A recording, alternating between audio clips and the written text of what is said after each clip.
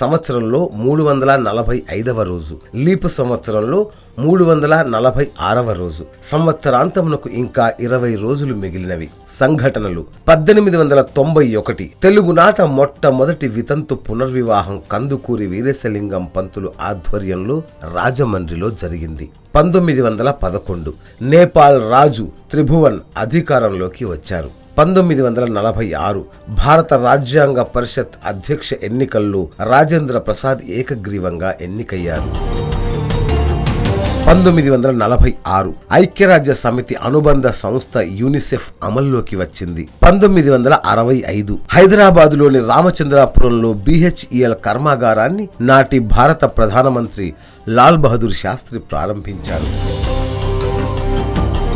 1967 పశ్చిమ భారతదేశంలో వచ్చిన భూకంపం వల్ల 170 మంది మరణించారు. ఆ భూకంపం తీవ్రత రిక్టర్ స్కేలుపై 6.5గా నమోదయ్యింది.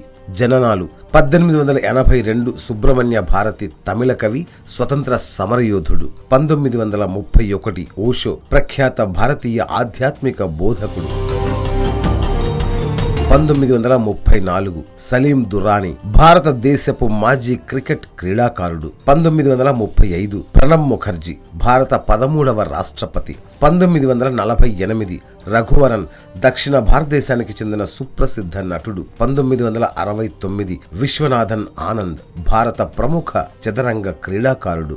మరణాలు: 1756 థియోడోర్ వాన్ న్యూహాఫ్ జర్మన్ సాహసికుడు, కింగ్ ఆఫ్ కోర్సికాగా ప్రసిద్ధుడు. 1783 రఘునాథరావు మరాఠా సామ్రాజ్యానికి చెందిన 13వ పేష్వా. 2004 MS సుబ్బలక్ష్మి భారతదేశ ప్రముఖ గాయని. 2011 మల్లెమాల సుందరరామిరెడ్డి ప్రముఖ తెలుగు రచయిత మరియు సినీ నిర్మాత. 2013 శ్రీకంఠదత్త నరసింహరాజు అడయార్ మైసూర్ రాజకుటుంబం యొక్క వారసుడు.